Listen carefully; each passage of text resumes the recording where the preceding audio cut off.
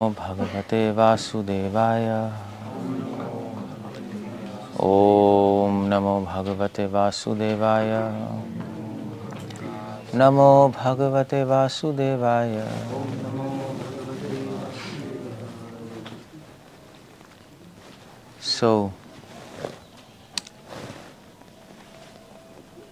भगवद गीता के of course हम सब पढ़ते हैं भगवद गीता, और सबने पढ़ी भी है, याद भी होंगे कई श्लोक। मगर भगवद गीता के श्लोकों को पढ़ने का एक तरीका है, वो मैं बता रहा हूँ। कई स्टाइल हैं पढ़ने के, कुछ गंदे हैं, कुछ अच्छे स्टाइल हैं। सो कैसे पढ़नी है भगवद गीता? क्योंकि भगवद गीता हमारा बेस है नहीं। सर्व उपनिषदों का वो दुग्धा गोपालनंदना, सारे उपनिषद एक तरफ, गीता एक तरफ। किमन्य शास्त्र विस्तरई, और कोई शास्त्र पढ़ने की जरूरत ही क्या है? शंकरा कह रहे हैं तो भगवद गीता है हमारे पास। सो इसका मतलब है कि भगवद गीता एक बहुत इम्पॉर्टेंट बुक है, क्योंकि सारे शास्त्र एक तरफ कर दिए, गीता एक तरफ कर दी।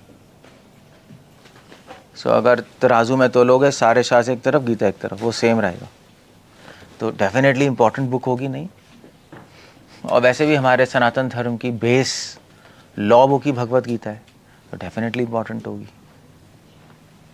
और ऐसा कोई पुराण ही नहीं है जिसमें भगवद गीता नहीं है, चर्चा नहीं है उसकी। तो इसमें कोई डाउट ही नहीं है कि गीता इम्पॉर्टेंट है।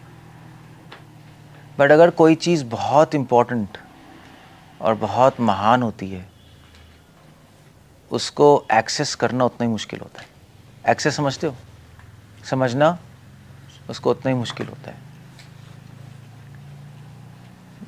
क्योंकि वो बहुत महान है ना। महान कोई डिवोटी बहुत महान है, उसको समझना बड़ा मुश्किल है।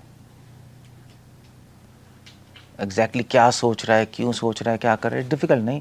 जैसे आप गुरु महाराज को समझने की कोशिश करो, एग्जैक्टली क्यों बोल रहे हैं, आपको नहीं समझ आएगा, क्योंकि आपका एक्सपीरियंस इतना है लाइफ का, नहीं उनका लाइफ का एक्सपीरियंस इतना आधा है, तो वो इतने आधा अनुभव के साथ बोल रहे हैं कुछ। हमारा अनुभव इतना है तो हम समझ नहीं पाएंगे एग्जैक्टली क्या बोल रहे हैं। इसीलिए शास्त्रों में कहा है, यस्य देव परा भक्तिर था देव तथा गुरु, यस्य प्रसादात भगवत प्रसाद। तो गुरु की बात मान लो।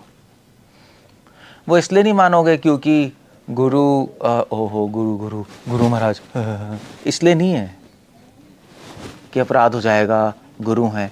That's not the point. Point ये है कि उनका एक्सपीरियंस हमसे ज़्यादा है। अब वो शक्ल पे तो लिखा नहीं है, मेरी शक्ल पे लिखा है, लिखा है क्या? स्टैंप लगाओ, ऐसा कुछ नहीं है। और ऐसा भी नहीं है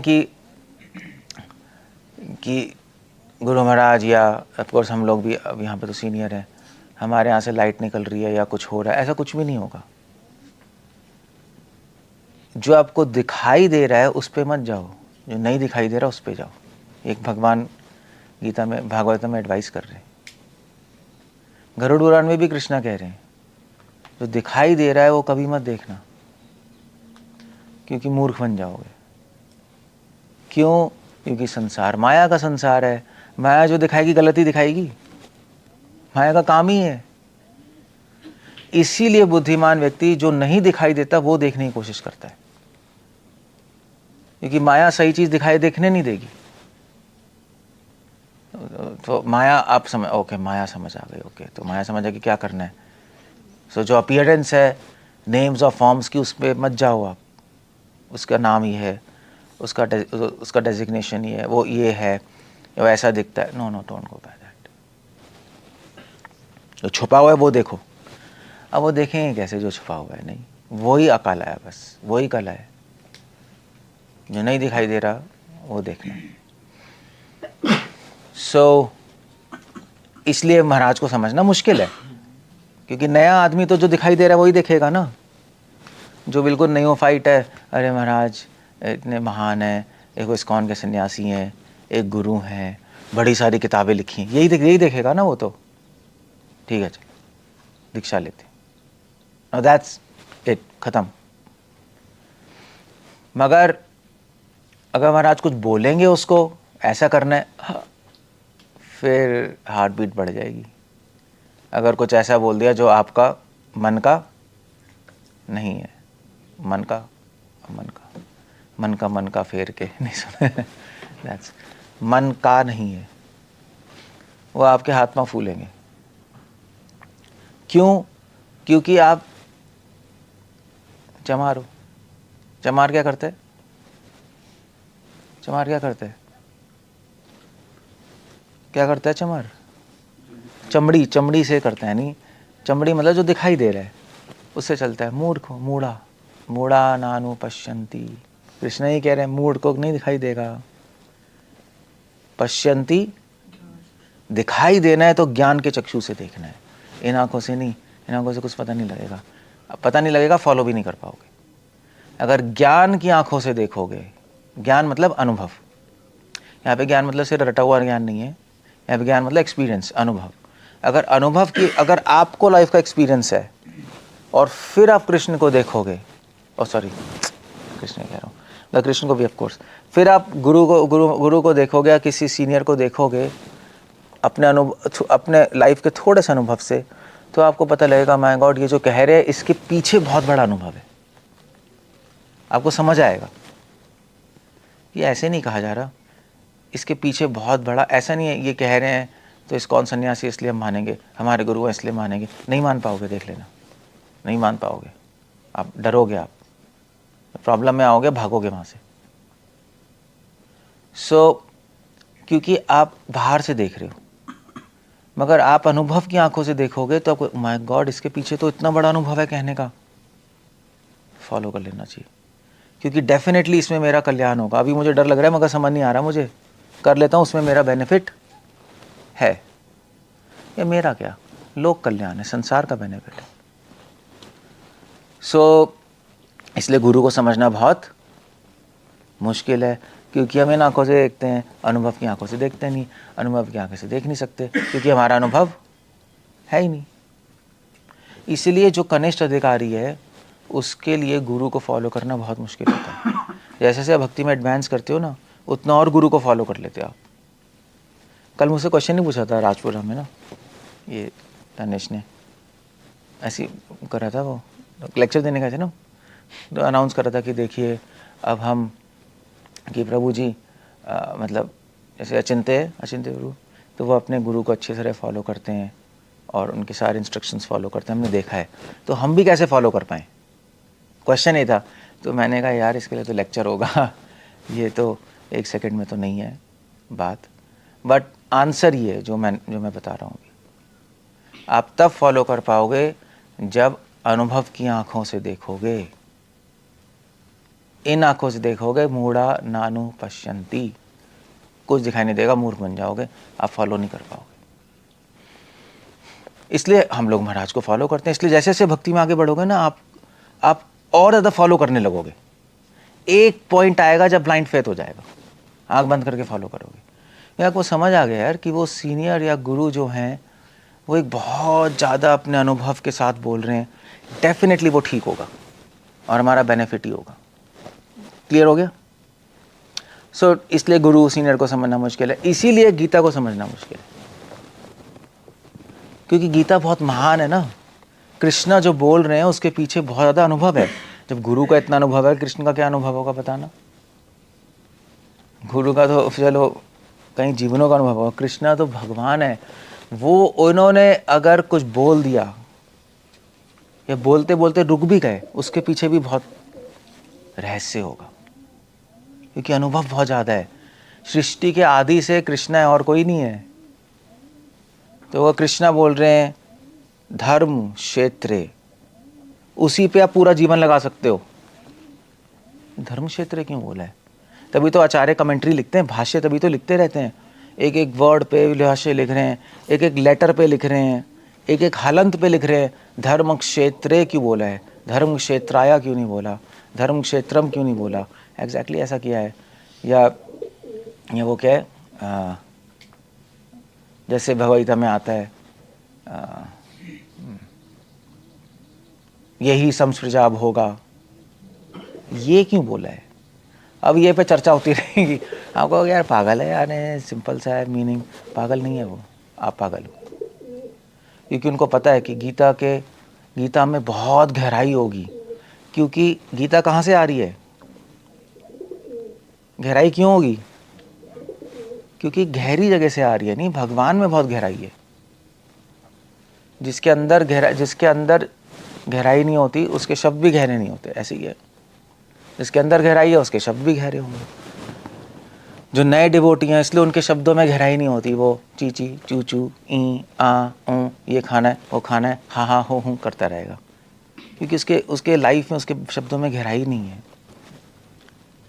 मगर जो एडवांस्ड होते हैं वो डीप होते हैं, वो गंभीर होते हैं ना, सोचते हैं अंदर।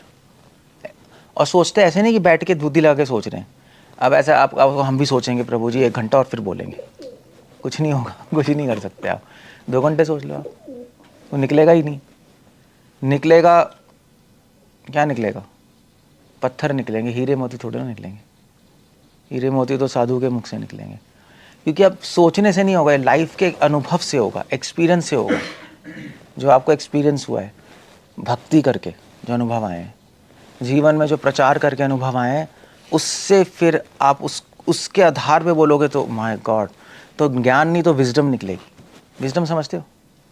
तो ज्ञान नहीं आएगा, अनुभव आएगा। इसलिए आप जो सीनियर डिवोटी के लेक्चर सुनना प्रेफर करते हैं, है नहीं? अगर मान लीजिए एक तरफ मेरे लेक्चर है, एक तरफ राम गोविंद प्रभु, एक तरफ आदित्य, किसके लेक्चर सुनोगे?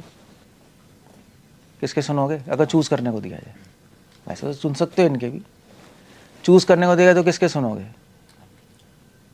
बताओ क्यों भाई? मेरे पे तारे तो गए हैं क्या? मेरे क्यों सुनोगे? काफ़ी सालों का एक्सपीरियंस। हाँ, एक्सपीरियंस है। और अगर मेरे लेक्चर हो और किसी के लेक्चर हो, गुरु महाराज के लेक्चर हो, तो किसके सुनोगे? चॉइस दी जाए तो महाराज के सुनेंगे हम, क्योंकि उनको और एक्सपीरियंस है। ऑफ कोर्स वो बात अलग है कि थोड़ा लैंग्वेज बैरियर है, अदरवाइज दैट्स ओके। सो सुनते हैं हमने महाराज को ही सुना है, तभी तो हम बने हैं, वरना हम क्या हैं? जीरो अंडा है। सो वो बात ये बात है कि किसी को मेरी लैंग्वेज समझ आएगी, किसी को महाराज की लैंग्वेज। प्रेजेंटेशन भी तो अलग अलग होती है। किसी को मेरी प्रेजेंटेशन समझ आएगी, किसी को महाराज की आएगी, किसी को और किसी डिवोटी की आएगी, किसी को और किसी सन्यासी की आएगी। तो वो डिपेंड करता है लोगों पे। और अगर मतलब डिपेंड करता है। बट ऑफ कोर्स हम ज़्यादा एक्सपीरियंस वालों का सुनना चाहते हैं, उससे में बेनिफिट होता है। सो अब ऐसे गीता है बस। बट अगर मान लीजिए यहाँ पे मेरे लेक्चर हैं, महाराज के लेक्चर हैं और ब्रह्मा जी के लेक्चर हैं, किसके सुनोगे? किसके सुनोगे? है क्यों सुनना चाहते हो? बताओ भाई। अब आप कहोगे हम तो ब्रह्मा जी के सुनेंगे। ऑफ कोर्स कोई नहीं, महाराज भी कहेंगे मैं ब्रह्मा जी का सुनूंगा। नेचुरली ब्रह्मा ही आके बोल रहे हैं। बट प्रॉब्लम यह है कि उनकी बात आपको समझ ही नहीं आएगी। लेक्चर तो बहुत हाई है मगर आपको कुछ समझ नहीं आएगा, क्योंकि आप यहाँ हो, वो आसमान है, उसमें इतना गहराई है, इतनी गहराई है। वो एक शब्द बोलेंगे दूसरा बोलेंगे, आप कनेक्ट ही नहीं कर पाओगे, क्योंकि वो कहाँ से बोल रहे हैं, किस पूरे सृष्टि का एक्सपीरियंस है। आप कहोगे कुछ समझ नहीं आ रहा है यार, है तो ब्रह्मा जी बट समझ नहीं आ रहा, क्योंकि वो गैप हो गया ना, बहुत गैप हो गया। ऐसे मेरे लेक्चर भी नहीं समझ पाते नए लोग, नहीं ज़्यादा कैच नहीं कर पाते ना, क्योंकि मैं अपने अनुभव से बोल रहा होता हूँ। फिर वो एक डिफरेंट लेवल पे है, वो कैच करना मुश्किल है उनके लिए। नहीं डिवोटी तो ब्रह्मा जी का क्या है? ब्रह्मा जी का मैं कुछ भी समझ नहीं, कुछ भी समझ नहीं आएगा। तो गीता कैसे समझ रहे हो? अगर ब्रह्मा जी के लेक्चर है, कृष्ण के लेक्चर है, किसके सुनोगे? किसके सुनोगे? कृष्ण के नहीं सुनेंगे, क्योंकि कुछ समझ ही नहीं आएगा आपको। जो ब्रह्मा जी के नहीं आ रहे उनके क्या आएगा? तो भैया चॉइस है तो ब्रह्मा जी के सुन ले, कुछ तो समझ आ जाएगा। इसलिए परंपरा में आप जितना पीछे जाओगे ना उतना मुश्किल हो जाएगा समझना। जितना इमीडिएट होंगे उतना आसान होगा, क्योंकि जो इमीडिएट जो डिवोटीज़ हैं वो उस लेवल पे आके बोलेंगे। देख रहे हैं ना यार कि शूद्र में कलयुग में इनकी बुद्धि ठस हो गई है, तो इनको इस लेवल पे बोल दो। तो ये प्रभुपाद ने सिंपल बना के बोल दिया हमारे लेवल पे, तभी तो समझ आ रहा है। अदरवाइज आप विश्वनाथ, बलदेव, मध्वा की कमेंट्री पढ़ो, कुछ पता ही नहीं लगेगा, वो उस लेवल से बोल रहे हैं। इसलिए गीता समझना ऑलमोस्ट इम्पॉसिबल है। वो तो प्रभुपाद जी की कृपा है कि उन्होंने हमारे लेवल पे आके हमें कुछ चीज़ कुछ समझा दिया गीता के बारे में। कुछ नहीं, मतलब एक सार दे दिया, चलो अभी तुम्हें नहीं समझ आ रही ना गीता, सारी बात की बात ये है कि भगवान की शरण लो, हो गया, ठीक है, चलो अभी इससे ज़्यादा समझने की जरूरत नहीं है, तुम्हारी बुद्धि भी नहीं है, छोड़ दो। हम समझाएंगे भी तो तुम नहीं समझोगे, पागल हो जाओगे। मैं सब क्यों बता रहा हूँ? मैं इसलिए बता रहा हूँ क्योंकि गीता को पढ़ने का तरीका है, अब मैं बता रहा हूँ। ये समझने के बाद आपको समझ आएगा तरीका क्या है गीता को पढ़ने का, पढ़ते कैसे हैं। तो गीता के हर श्लोक में एक मीनिंग नहीं होता। प्रभुपाद ने तो सार दिया हमें, है ना, मगर बहुत सारे मीनिंग है गीता के श्लोक के, क्योंकि भगवान अपने अनुभव से बोल रहे हैं, तो डेफिनेटली मीनिंग होंगे, नहीं एक बात में करोड़ों बातें होंगी। कृष्णा बोल रहे हैं भाई। इसलिए गीता जब हम पढ़ते हैं तो हम अलग अलग दृष्टिकोण से पढ़ते हैं उसी गीता को, उसी श्लोक को। और एक पॉइंट तो यह है कि जब आप गीता पढ़ो तो उसको सूखी चपाती की तरह मत पढ़ो, वो कोई फायदा नहीं होगा आपको। उसको चपाती पे घी लगा के पढ़ो। चपाती कैसे खाते हो? घी लगा के खाते हो ना आप, मतलब प्रेफर तो वही करोगे। मैं कहने का मतलब ये है कि जब भी हम कोई श्लोक पढ़ें तो उसको कई एंगल से देखना पड़ेगा। आप एक एंगल से देखोगे कुछ भी समझ नहीं आएगा, एक बहुत ड्राई हो जाएगा, बहुत रूखा सूखा हो जाएगा। हम कई एंगल से क्यों देख रहे हैं गीता का श्लोक? क्योंकि कई एंगल हैं। क्यों उसमें कई दृष्टिकोण है गीता के श्लोकों में? कृष्णा बोल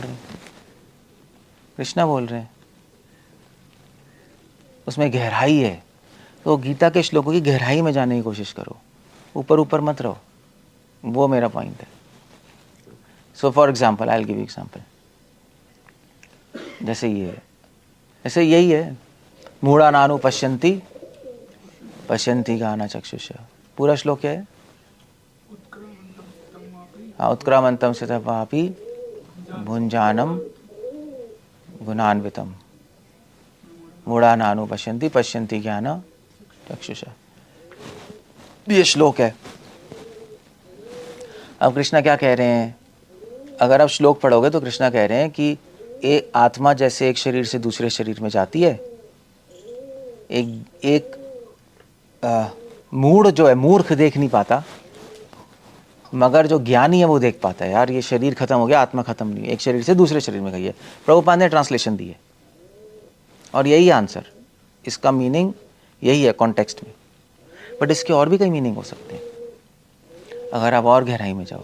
तो जैसे मैंने बताया, मूढ़ा नानु पश्यन्ति ज्ञान चक्षुषा, इसका एक और मीनिंग क्या है? मैंने जो भी बताया कि मूर्ख नहीं देखता। क्या नहीं देखता? मूर्ख नहीं देखता, जो दिखाई नहीं दे रहा उसको नहीं देखता। इसको ऐसे भी सुन सकते हो, नहीं समझ सकते हो। ये हो गया ना, आत्मा दिखाई नहीं दे रही, उसको नहीं देख रहा, तो क्या देख रहा है? तो दिखाई दे रहा है वो देख रहा है, शरीर मर गया, बंदा मर गया। पश्यन्ति ज्ञान चक्षुषा, और जो ज्ञानी है वो देख रहा है जो नहीं दिखाई दे रहा, आत्मा को। शरीर से कोई मतलब नहीं है। इसका ये भी मतलब है। क्या है मतलब? कुछ और हो गया। अब आप कहोगे प्रभु जी आपने तो कोई और मतलब निकाल दिया। प्रभुपाद तो कह रहे हैं कि इसका मतलब है मूर्ख देखता है कि आत्मा चली गई, मतलब आत्मा, शरीर मर गया, खत्म हो गया। ज्ञानी देख रहा है शरीर मर गया मगर आत्मा चली गई। प्रभुपाद ने लिखा है।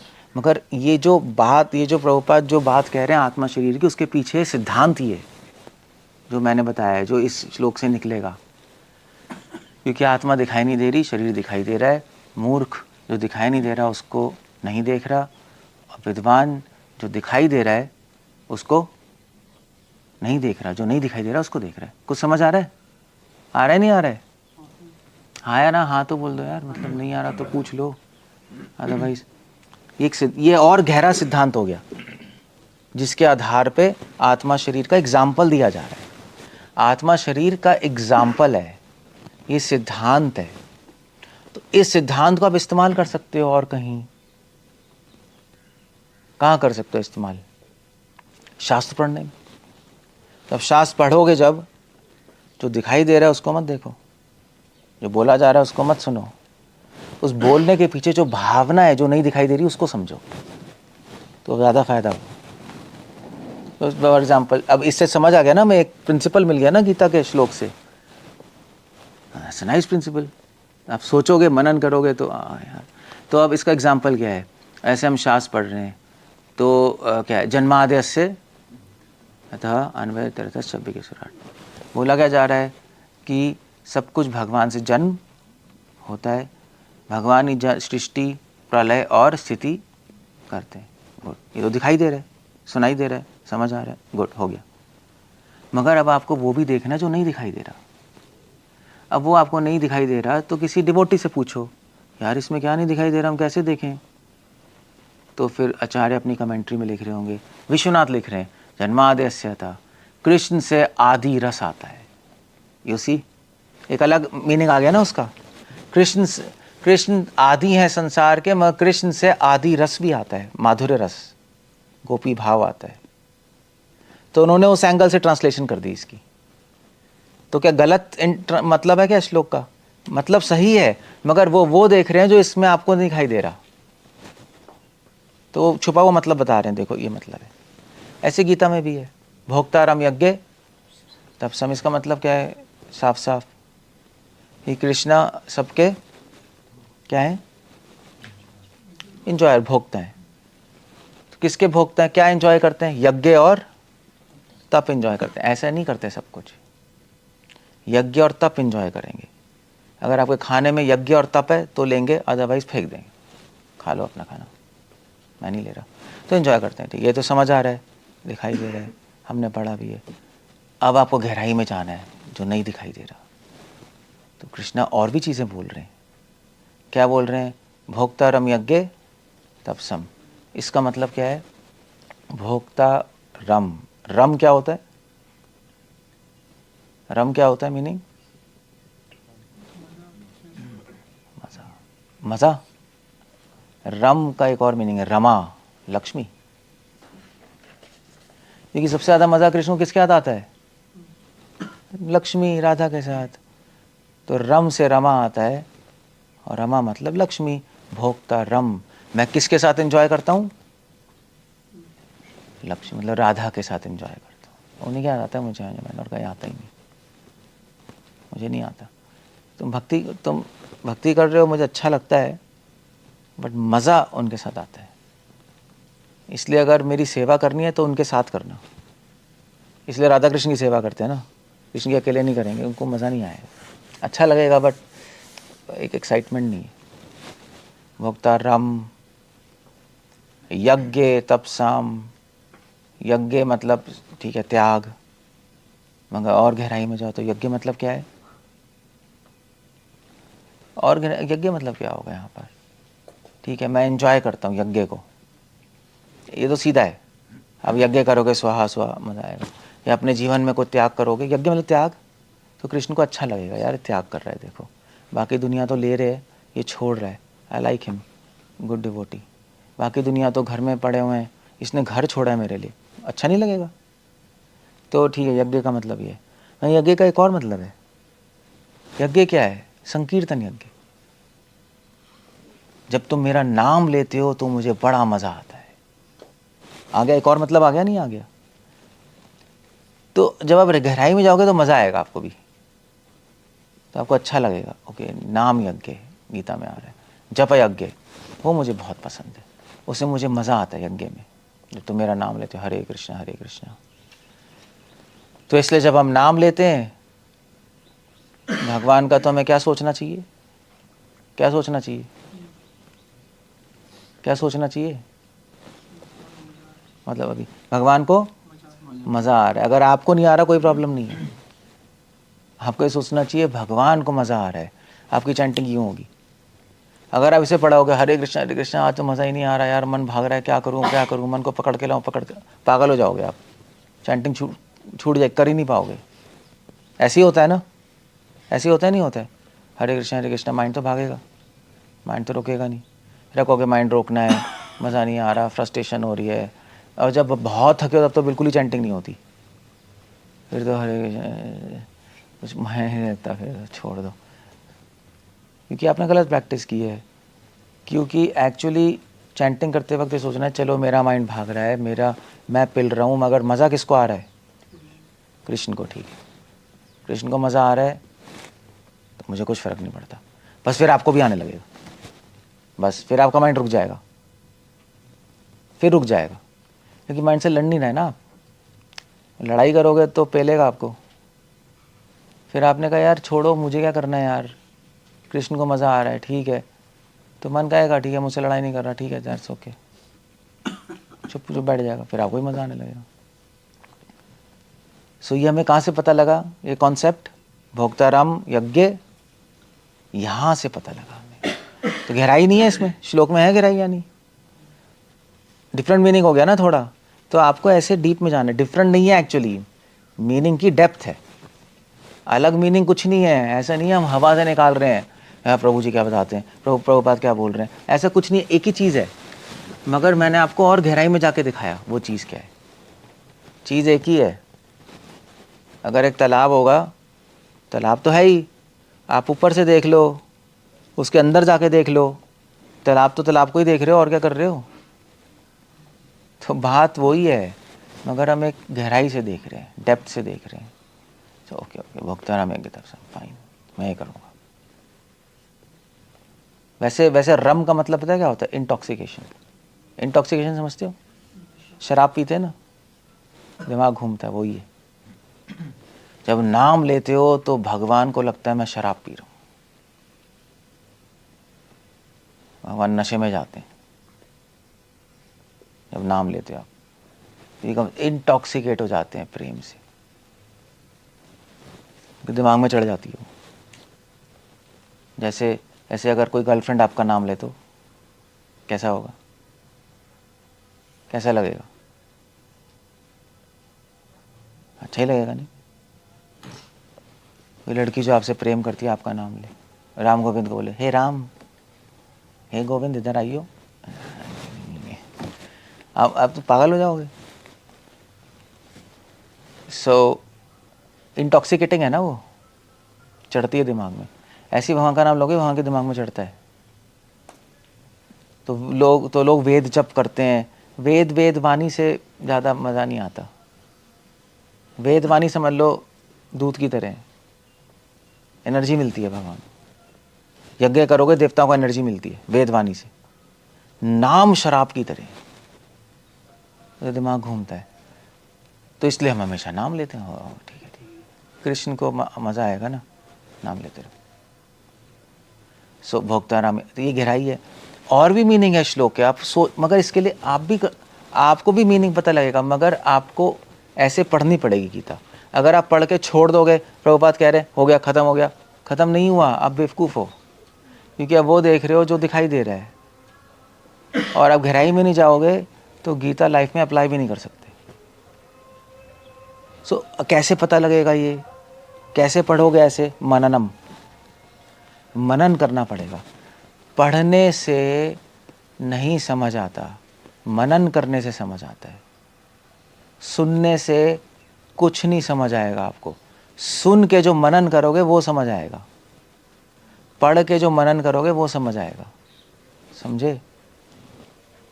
तो मनन क्या होता है? मनन किसको कहते हैं? श्रवणम और मननम क्या होता है? श्रवण तो सुन लिया, अभी ऐसे लेक्चर सुन रहे हो, आपको लग रहा है समझ आ गया, नहीं आया, भूल जाओगे 2 मिनट में। मगर इसके बाद आपको क्या करना पड़ेगा? मननम क्या है? क्या मतलब होता है मननम का? वो कैसे करते हैं मननम? क्या है?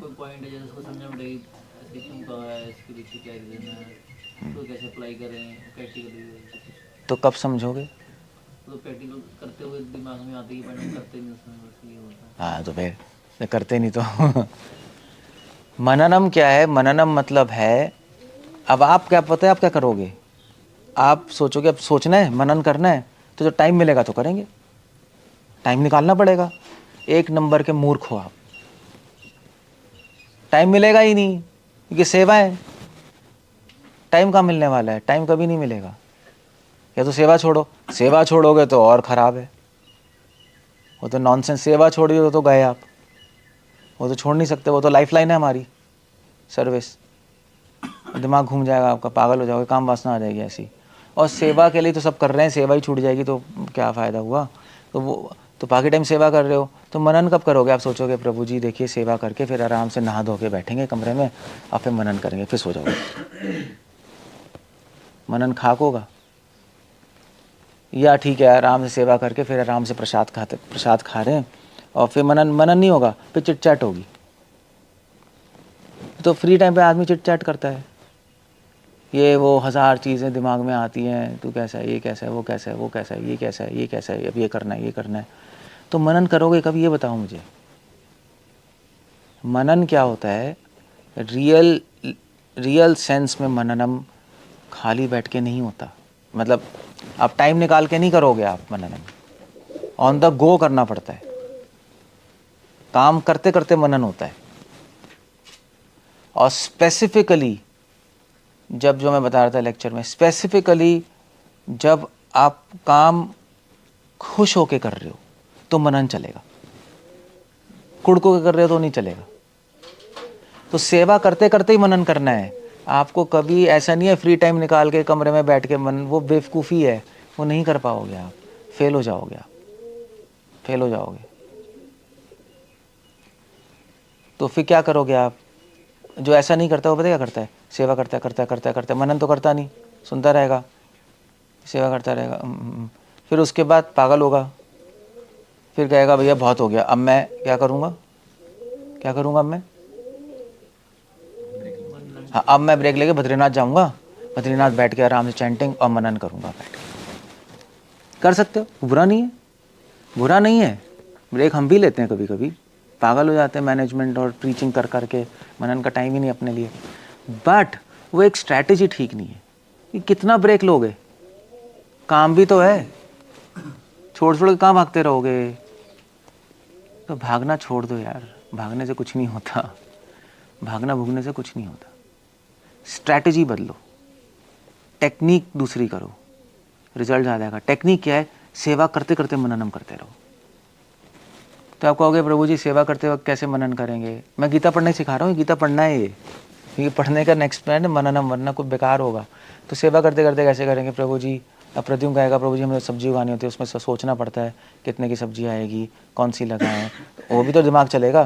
फिर मनन क्या करेंगे? या गौशाला में वो सोचेगा गाय कर रही है, कैसे शेल्टर बनाए, क्या करें, नहीं 1000 चीज़ें हैं, 1000 चीज़ें। हमें तो करोड़ों चीज़ें सोचनी है। अब आदित्य आके रोएगा, प्रद्युम्न रोएगा, ये रोएगा, कपूरथला में रोएंगे, वहाँ रोएंगे, 1000 प्रॉब्लम, वो ईमेल भेजेगा, तो हम सोचना तो पड़ेगा, उसको आंसर तो देना ही है, भगा तो सकते नहीं है। तो सोचते रहो सोचते रहो। तो मनन कहाँ है? आप सेवा करते वक्त क्या कर रहे हैं? कैसे होगा बताओ? आप कहोगे प्रैक्टिकल तो नहीं है ना सेवा करते वक्त, बट प्रैक्टिकल है एक्चुअली। उसकी टेक्निक है। टेक्निक ये है कि जो सोचना है वो तो सोचना है ही, क्योंकि सेवा अच्छे से नहीं होगी ना अगर आप सेवा के बारे में नहीं सोचोगे, वहाँ तो दिमाग लगाना ही पड़ेगा ना। तो आपको क्या करना है? आपको सोच लो जो सोचना है, उसका सॉल्यूशन निकालो, और फिर थोड़े टाइम आप सेवा करो रिलैक्स होके। इश्यूज़ के बारे में सोचो मत, उस टाइम मनन करो। जैसे लोग करते हैं, पता है आपको, जो बड़े बड़े होते हैं ना, जो क्या कहते हैं, बहुत बिजी लोग नहीं होते, मिलियनर्स और बिजनेसमैन नहीं होते, उनको तो बहुत सोचना पड़ता है ना, 1000 पैसा इधर उधर जा रहा है, 24 घंटे सोचना। तो क्या करते हैं वो लोग? या तो ब्रेक लेते हैं। ब्रेक लेना चलो एक स्टूपिड चीज़ है। जो बहुत बहुत अच्छे बिजनेसमैन, जैसे स्टीव जॉब्स नहीं था, ये लोग थे बड़े बड़े, क्या करते हैं? तो ब्रेक भी नहीं ले सकते, कंपनी ख़त्म हो जाएगी वहाँ। तो ये क्या करते हैं लोग? तो लोग क्या करते हैं? अपना सेवा करते हैं, सब करते हैं, सोचते हैं, और फिर उसके बीच में 10 मिनट रिलैक्स करते हैं, कुछ नहीं सोचते, अपने गाने वाने गाते रहते हैं। वो तो गाना ही गाएगा, अपना गाना गाएगा, वो भी करेगा। सिगरेट फूकते हैं, नहीं फूकते हैं? ये सब काम कर रहा है, फिर हाँ यार रिलैक्स करना है, सिगरेट निकाली, जब वो कर रहा है कुछ नहीं सोच रहा, वो बस क्या कर रहा है, क्या कर रहा है, सिगरेट पिए कभी, सिगरेट पिए कभी, यार बताओ से क्या है, पागल हो गया, लेक्चर ख़त्म करूँगा। सिगरेट पीते हैं ना तो कुछ नहीं, बस इंजॉय करता है वो, अंदर रहता है सारी टेंशन। या शराब पीते हैं, या चाय पीते हैं लोग, चाय नहीं पीते, 12-12 15-15 चाय क्यों पीते हैं, रिलैक्स करने के लिए पीते हैं। सोचता रहेगा यार चल चाय दे यार, फिर आराम से आवाज़ निकाल के वो आवाज़ निकालेगा जानबूझ के कि इसे भैया माइंड रुक जाए। वो चुस्की नहीं लेते वो, फिर हाँ ठीक है चाय यार, अभी कुछ बात नहीं करेंगे, भाड़ में जाए, बॉस जो कह रहा है 5 मिनट चाय दे। यही होता है ना, गाली वाली देंगे साले चू और वो पागल है तो कुछ करेंगे, पागल लोग तो हैं ही, अपना चाय पीने दे यार। वो कहेगा बॉस बुला रहा है, अबे साला बहन मैं चाय पीऊँगा, ऐसे ही चलता है कंपनी में, ऐसे ही चलता है। अब आप बताओ, अब मैं क्यों कह रहा हूँ, ये जो बॉस के अंडर है वो पैसे दे रहा है, इतना सीरियसली काम करेगा, एक पॉइंट के लिए वो सब हटा देगा, बॉस भी हट गया, काम भी हट गया, चाय है उसके पास। तो ऐसे भोगी लोग चलते रहते हैं, पूरे जीवन काट देते हैं। नहीं, अगर वो चाय नहीं पिएगा पागल हो जाएगा 2 दिन में, सिगरेट नहीं भूखे पागल हो जाएगा। आप भूखे से चाय छुड़वा के दिखा दो, मान जाऊंगा। हाँ भक्ति में आ गया बात अलग है, कहेगा भैया रिलैक्स कैसे करेंगे, क्या होगा, हम दिमाग फूक जाएगा। तो ये सेम टेक्निक है, मनन मतलब हमारी चाय या सिगरेट। आप सोचो, हम भी सोचते हैं, करोड़ों चीज़ें सोचते हैं, मगर ठीक है आपसे ये आप बात कर रहे हैं, सोच ही रहे हैं अभी, और फिर मान लीजिए राम गोविंद आ गया, प्रभु जी ये प्रॉब्लम है, यहाँ पे खड़े हो गए 2 मिनट बात की, हाँ यार क्या प्रॉब्लम। फिर उसके बाद पुरुषोत्तम आ गया, फिरोजपुर में तो बम फूट रहा है यार, तो क्या क्या हो रहा है, फिर सोचेंगे, हम बताएंगे, हाँ 1 मिनट इधर आइए। फिर मैं क्या करूँगा, फिर प्रेशर आ गया, सोच के आपको लग नहीं रहा मगर आ गया है, वो माइंड तो चल रहा है ना, इंजन तो चल रहा है। फिर जब मैं यहाँ से अपने रूम में जाऊँगा तो मैं कहूँगा साला बहन सब ख़त्म। मतलब आप वैष्णवों को नहीं कहेंगे वैष्णवों को नहीं कहते, भक्त हो, हम साधु हैं, बट मैं आपको डिलीट कर दूँगा अपने माइंड से। पुरुषोत्तम डिलीट, नरद्युम डिलीट, राम गोविंद डिलीट, ख़त्म यार। दुनिया क्या करूँगा, डिलीट। भद्रे आश्रम डिलीट। अब यहाँ से वहाँ जा रहा हूँ उतना टाइम, उस टाइम क्या करूँगा मैं, बस नाम लूँगा, मनन करूँगा गीता पे, या जो भी मुझे अच्छा लगता है भगवान के गुणों पे, या श्लोक पे मनन करूँगा, और श्लोक को मनन करूँगा और वहाँ तक जाऊँगा। हो गया, सिगरेट फूक ली मैंने अपनी 5 मिनट, फिर वहाँ जाऊँगा तो वहाँ रूबेलास आ जाएगा, प्रभु जी एक प्रॉब्लम है, ठीक है बता भाई, फिर उससे बात करनी पड़ेगी, हाँ भी प्रॉब्लम है, तो ठीक है सोचना, प्रॉब्लम है तो हमें ही सोचना पड़ेगा, और कौन सोचेगा, सोच के हम बताएंगे यार ये ऐसे ऐसे कर लो, ऐसे कर लो। फिर कोई और आ जाएगा, ये प्रॉब्लम है, फिर हम सोच के बताएंगे। फिर उसके बाद क्या करेंगे हम, फिर वो विलास डिलीट। मुझे पता ही नहीं दुनिया में एग्जिस्ट करता है, ये है ही नहीं दुनिया में यार। और आश्रम भी डिलीट, रूम भी डिलीट, ख़त्म। फिर मैं 5 मिनट क्या करूँगा, पीछे जाएंगे बाथरूम करने, बाथरूम आ गई, सब डिलीट।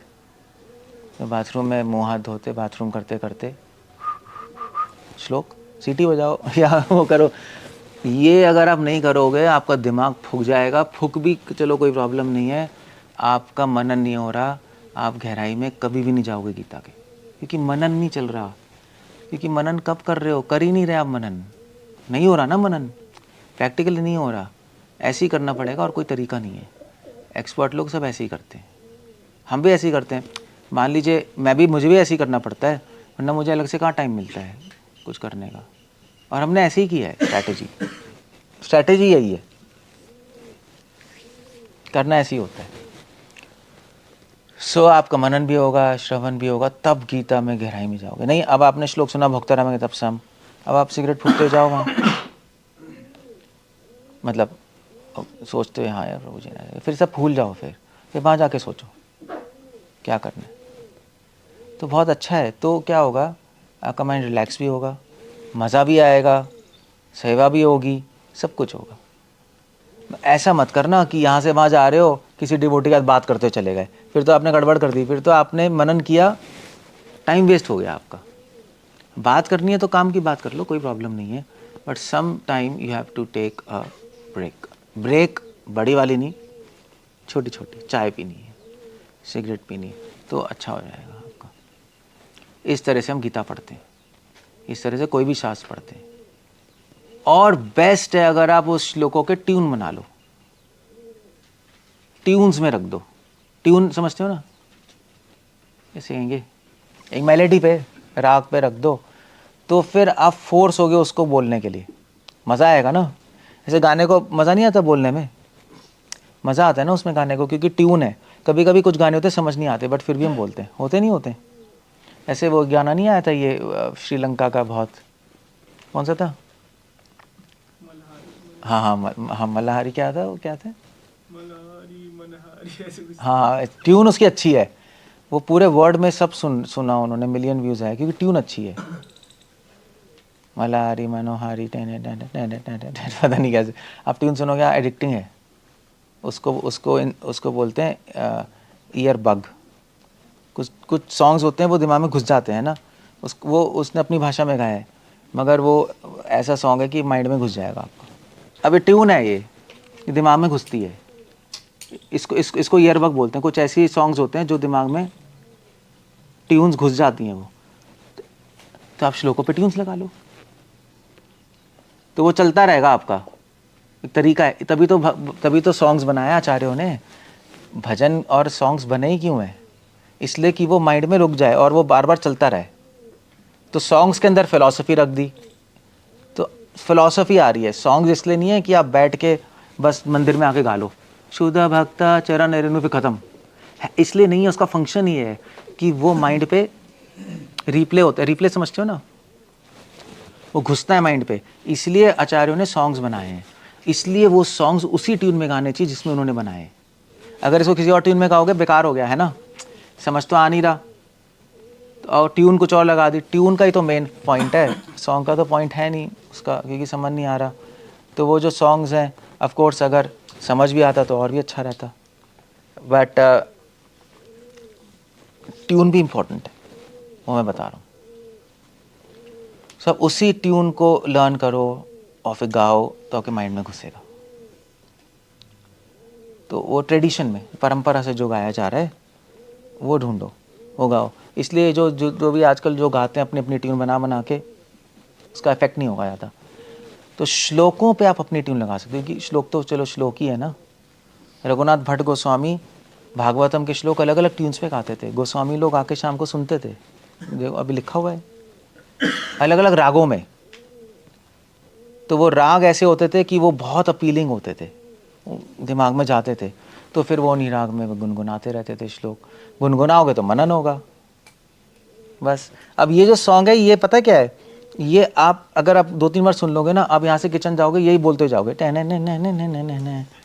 प्रभु जी क्या हो रहा है, क्या हो रहा है पता नहीं, वो दिमाग में घुसेगा वो। तभी हरे कृष्णा की अलग अलग ट्यून्स हैं। आप उसको, आपको दिमाग में अभी समझ तो आ नहीं रहा हरे कृष्णा, तो ट्यून का सहारा लेना पड़ेगा, कुछ तो करना पड़ेगा ना। समझ आ रहा है ट्यून भी है तो भाई फिर तो ख़त्म ही है सीन। तो ऐसे मनन करो, something you have to do, practical रास्ता होना चाहिए मनन करने का। थ्योरी से कुछ काम नहीं हो। इस ऐसे पढ़ी जाती गीता, फिर आप मनन करते रहोगे तो कहीं आपको निकलेंगे, और आपका टाइम भी वेस्ट नहीं होगा, माइंड भी इधर उधर नहीं भागेगा, फालतू के विचार भी नहीं आएंगे, क्योंकि फ्री टाइम पे आप मनन करते जा रहे हो ना। फ्री मतलब फ्री टाइम नहीं एग्जैक्टली, वो इंटरवल्स पे, तो आपकी नॉलेज बहुत एक्सपेंड कर जाएगी। मुझे इसलिए इतना आता है, मुझे क्यों आता है इतना, मतलब इतना तो नहीं, मतलब कि मेरे से भी बहुत बड़े बड़े स्कॉलर्स होंगे, बट एक जनरल एवरेज से थोड़ा ज़्यादा आता है। क्यों? क्योंकि मैं अलग से बैठ के नहीं पढ़ता, मैं कभी नहीं पढ़ता अलग से बैठ के। मुझे पता है अलग से बैठ के पढ़ने में कुछ भी नहीं जाएगा। आप पढ़ोगे 100% पढ़ोगे, 20% जाएगा, क्योंकि पता है क्या है, आप पढ़ रहे होगे ना, पहले तो वही स्ट्रेस है कि मैं पढ़ रहा हूँ वो स्ट्रेस है, वो पढ़ना है, ओहो, क्योंकि बचपन से हमें पढ़ना अच्छा नहीं लगता, वो वायरिंग है हमारी, हमें नहीं अच्छा लगता। तो आप एक चीज़ शुरू कर रहे हो जो आपको अच्छी नहीं लगती अंदर से ही, पढ़ना, बस। तो उससे क्या होगा, पहले स्ट्रेस आ गया आपको, फिर पढ़ना है, फिर बुद्धि लगाओगे बैठ के, नहीं, शरीर तो चला नहीं रहा, बुद्धि लगाने में और लॉजिक लगाने में दिमाग थकेगा नहीं थकेगा, फिर आधे घंटे बाद नींद आ जाएगी, मन नहीं लगेगा।